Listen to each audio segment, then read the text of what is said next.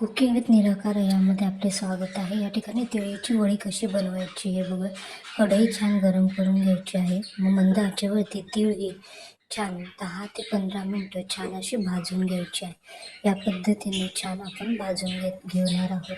तुम्ही जर माझ्या चॅनलवर नवीन असाल तर माझ्या चॅनलला सबस्क्राईब करायला विसरू नका व बेल आयकॉन दाबायला विसरू नका, जेणेकरून जे नवनवीन व्हिडिओ टाकणार आहे ते सर्वप्रथम तुम्हाला बघायला मिळेल.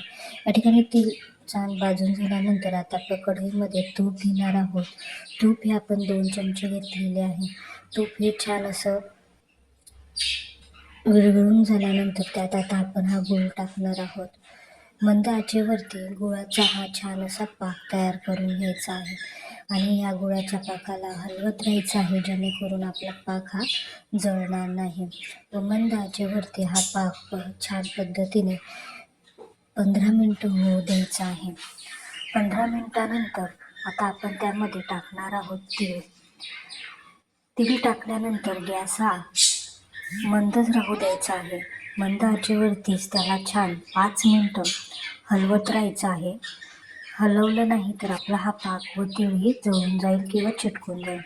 छान 10 मिनटं झाल्यानंतर आता आपण त्याला एका ताटात काढून घेणार आहोत. आता आपण याला छान असं वडी तयार करून घेणार आहोत.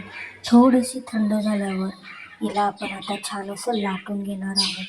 वडी ही गरम असताना करायची आहे, जास्त गरमही नाही. थोडं 5 मिनटं कढईतून काढल्यानंतर 5 मिनटं राहू द्यायचं.